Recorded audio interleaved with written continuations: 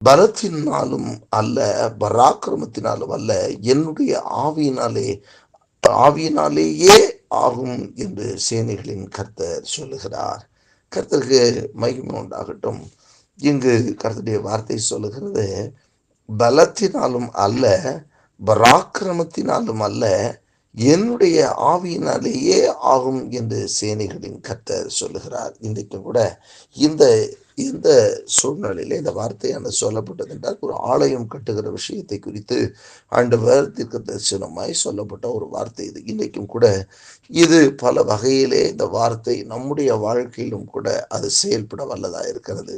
எப்படி என்று சொன்னால், ஒருவேளை இன்றைக்கு நம்முடைய சொந்த பலத்தை பயன்படுத்தி நம்முடைய சுயபலம், மனபலம், ஞான பலம் என்று பலவிதமான பணபலம், ஆட்பலம் எல்லாம் பயன்படுத்தி சில காரியங்களை நாம் முயற்சித்தும் பிரயாசப்பட்டும் ஒன்றும் நடைபெறாத போது, ஐயா எவ்வளவு கடினமாய் நான் உழைக்கிறேன், ஆனால் இந்த காரியம் முடியவில்லையே, இதற்காக நான் எவ்வளவு தியாகத்தோடு கூட நான் பிரயாசப்படுகிறேன், ஆனால் ஒன்றும் முடியவில்லையே, என்னுடைய முழு பலத்தையும் பயன்படுத்துகிறேன், முடியவில்லையே, என்னுடைய முழு பணத்தையும் நான் செலவு பண்ணிவிட்டேன், ஒன்றும் முடியவில்லையே, என்னுடைய எல்லா விதத்திலும் எனக்கு தெரிந்த எல்லா யுக்திகளையும் நான் பயன்படுத்தி பார்த்து விட்டேன், ஒன்றும் செய்ய முடியவில்லையே என்று சொல்லக்கூடிய ஒரு நிலையிலே இன்றைக்கு நின்று கொண்டு இருப்பீர்களானால், இன்றைக்கு ஆண்டுடைய வார்த்தை சொல்லுகிறது, பலத்தினாலும் அல்ல, பராக்கிரமத்தினாலும் அல்ல, என்னுடைய ஆவியினாலேயே ஆகும் என்று சேனைகளின் கர்த்தர் சொல்லுகிறார். நம்முடைய பலத்தை எல்லாம் பயன்படுத்தி பார்த்தோம், பலத்தினால கிடையாது, பராக்கிரமத்தினால கிடையாது. நம்முடைய என்னென்னலாம் பராக்கிரமம் இருந்ததோ பராக்கிரமம் எல்லாத்தையும் பயன்படுத்தி பார்த்தாச்சு, ஆனால் அவைகளால் முடியாதது. கர்த்தருடைய ஆவியினால் அது ஆகும். பலத்தினாலும் பராக்கிரமத்தினாலும் முடியாதது, கர்த்தருடைய ஆவியினாலே ஆகும். இன்றைக்கும் ஆண்டவருடைய ஆவியானவருடைய அசைவாடுதலுக்கு நம்மளை நாம விட்டு கொடுக்கும் பொழுது, கர்த்தருடைய ஆவியானுடைய செயல்பாடுக்கு நம்மை நாம விட்டு கொடுக்கும் பொழுது, ஆண்டுடைய வார்த்தை சொல்லுகிறது, நம்முடைய பலத்தினால் முடியாதது, நம்முடைய பராக்கிரமத்தினால முடியாதது, கர்த்தருடைய ஆவியானவர் செயல்பட தொடங்கிவிட்டார் என்று சொன்னால், கர்த்தருடைய ஆவியானவர் இடைவிட தொடங்கிவிட்டார் என்று சொன்னால், கர்த்தருடைய ஆவியானுடைய பிரசன்னத்துக்கு நாம் இடம் கொடுப்போம் என்று சொன்னால், கர்த்தருடைய ஆவியினாலே அது நடைபெறும். கர்த்தருடைய ஆவியினாலே அது நடைபெறும். எது நடைபெற முடியாது என்று சொன்னீர்களோ அதை கர்த்தருடைய ஆவியினால செயல்படுத்த முடியும். ஒரு அலங்கார வாசலுக்கு முன்னாடி ஒரு கால்கள் பிறந்ததிலிருந்தே நடக்க முடியாத ஒரு மனிதன் இருந்தான். அவனை கர்த்தருடைய ஆவியானுடைய பலன் இறங்கி வரும் பொழுது அவன் கால்கள் ஆண்டவர் மான் கால்களைப் போல மாற்றினார். அவன் துள்ளி குதித்தான், துதித்தான், தேவனை மகிமைப்படுத்தினான், ஆலயத்துக்குள் போனான் என்று சொல்லி வேதம் சொல்லுகிறது. அங்கே நீண்ட காலமாக, நீண்ட வருஷமாக நடக்க முடியாமல் இருந்தவர், கர்த்தருக்கு மகிமை உண்டாகட்டும், ஒரு பெரும்பாடுள்ள ஸ்திரீ, இயேசு இருந்த நாட்களில, ஊழியம் செய்த நாட்களில, தன்னுடைய அநேக வைத்தியர்களினால சுகமாக்க முடியாமல், அநேக வைத்தியனால அநேக வேதனைப்பட்டவள் என்று சொல்லி வேதம் சொல்லுகிறது. தனக்கு உண்டான எல்லாவற்றையும் செலவு செய்தோம், எவ்வளவேனும் சுகமடையாமல் இருந்த ஒரு பெரும்பாடுள்ள ஸ்திரீ, ஆண்டவராய் இயேசுடைய வஸ்திரத்தின் ஓரத்தை ஆயிலும் தொங்கலின் ஓரத்தை ஆயிலும் தொட்டேன், சுகமாகுவேன் என்ற விசுவாசத்தோடு அவள் போய் தொட்டாள். தொட்ட மாத்திரத்திலே ஆண்டவரிடத்திலிருந்து புறப்பட்ட வல்லமை, தேவாவியனுடைய வல்லமை அந்த இடத்துல வெளிப்பட்டது. அவள் அற்புதமான சுகத்தை பெற்றுக் கொண்டார். இன்றைக்கும் கூட மருத்துவர்களால் முடியாதது தேவனால் முடியும், மனுஷர்களால் முடியாதது தேவனால் முடியும். கர்த்தருக்கு மகிமை உண்டாகட்டும். அப்படிப்பட்ட சுகத்தை கொடுத்தவர் ஆண்டவர் இன்றைக்கும் கூட மருந்துகளால் சுகமாக்க முடியவில்லை. எல்லா விதமான மருந்துகளையும் நான் எடுத்துக்கொண்டேன், ஆனாலும் எந்த ஒரு முன்னேற்றமும் இல்லை, எந்த ஒரு சுகமும் இல்லை என்று சொல்லக்கூடிய சூழ்நிலை இருக்குமானால், இன்றைக்கும் கர்த்தருடைய ஆவியானவர் செயல்பட தொடங்கும் பொழுதே கர்த்தருடைய ஆவியினாலே அது ஆகும் என்று சொல்லி வேதம் சொல்லுகிறது. எது முடியாது என்று சொல்லப்பட்டதோ, எது முயற்சிகளினால் முடியவில்லை என்று சொல்லப்பட்டதோ, அந்த காரியத்தில் கர்த்தருடைய ஆவியானவர் செயல்பட தொடங்கும் பொழுது அந்த காரியம் ஆகும்.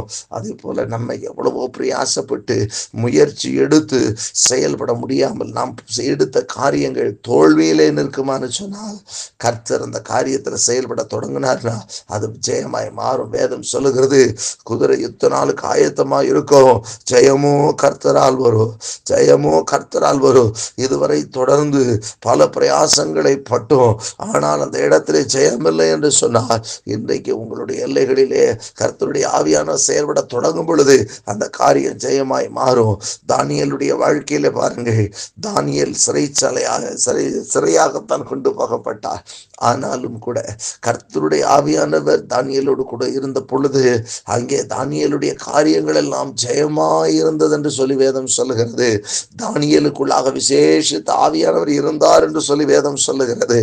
அப்படிப்பட்ட விசேஷ ஆவிய உடையவன் என்று சொல்லி தானியேலிடத்தில் விஷயங்களை கேட்கிறார்கள்.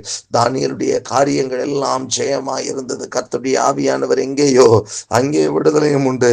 இந்த நாளிலும் கூட ஒருவேளை இந்த காரியம் தொடர்ந்து நான் தோற்றுக்கொண்டே வருகிறேன், முயற்சிகள் எல்லாம் தோற்றுக்கொண்டே இருக்கிறது, என்னால் ஒன்றும் செய்ய முடியவில்லை, என்னால் வெற்றி பெற முடியவில்லை என்று சொல்லுவீங்கன்னு சொன்னா, கர்த்தருடைய ஆவியானவர்களோடு கூட இருக்கும் பொழுது தானியேலினுடைய காரியத்தை ஜெயமாக்கினவர் உங்களுடைய காரியத்தையும் ஜெயமாக்க அவர் வல்லவராய் இருக்கிறார்.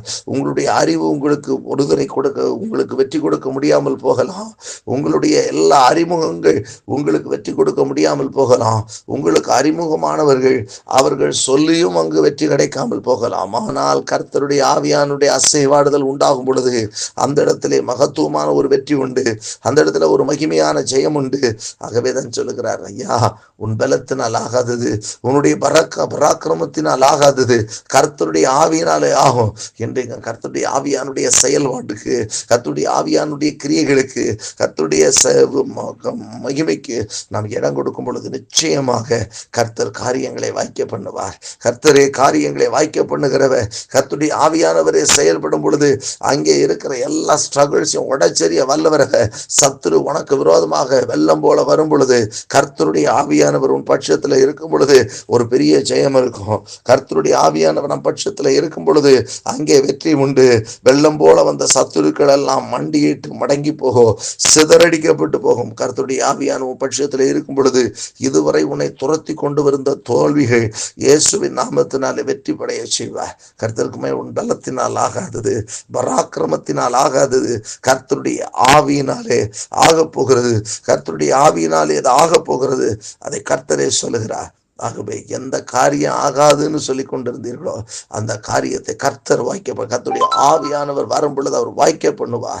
கர்த்தருக்கு மகிமையுண்டாகட்டும். ஆண்டுடைய வார்த்தை சொன்னது, என்னுடைய ஆவியானவர் உங்கள் நடுவிலே நிலை கொண்டிருப்பார் என்று சொல்லி, அந்த கர்த்தருடைய ஆவியானவர் நமக்குள் நிலை கொண்டிருக்கும் பொழுது, நமக்குள் தங்கி இருக்கும் பொழுது அவர் பெரிய காரியங்களை செய்வார். அவர் உங்களுக்குள் பெரியவராய் இருப்பார். சத்துருக்களுக்கு வெட்கத்தை உடுத்துவார். சத்துருக்கள் மேற்கொள்ள முடியாதபடிக்கு சத்துருக்கள் புறமிது காட்டி ஓடி போகிறதை பார்ப்பீர்கள். விரோதமாய் உருவாக்கப்பட்ட ஆயுதங்கள் வாய்க்காமல் போகும். கர்த்தருடைய ஆவியானவர் ஜெயக்கொடி ஏற்றுவார். கர்த்தர் உங்களை வெற்றி சிறக்க பண்ணுவார். ஆண்டுடைய வார்த்தையின்படியே பலத்தினாலும் அல்ல, பராக்கிரமத்தினாலும் அல்ல, கர்த்தருடைய ஆவியினாலே எல்லாம் ஆகும். மருந்துகளினால் அல்ல, கர்த்தருடைய ஆவியினாலே ஆகும். நம்முடைய சுய அறிவினாலே அல்ல, அது கர்த்தருடைய ஆவியினாலே ஆகும். மனுஷருடைய ஆதரவினாலே அல்ல, அது கர்த்தருடைய ஆவியினாலே ஆகும் என்று சொல்லி கர்த்தர் சொல்லுகிறார். கர்த்தருக்கு மகிமை உண்டாகட்டும். இன்றைக்கு ஆண்டவருடைய கரத்தில் நாமே ஒப்பு கொடுக்கும். காரியங்களை வாய்க்க பண்ணுகிற கர்த்தர் தாமே உங்கள் காரியங்களை வாய்க்க பண்ணி கைகூடி வர பண்ணுவாராக.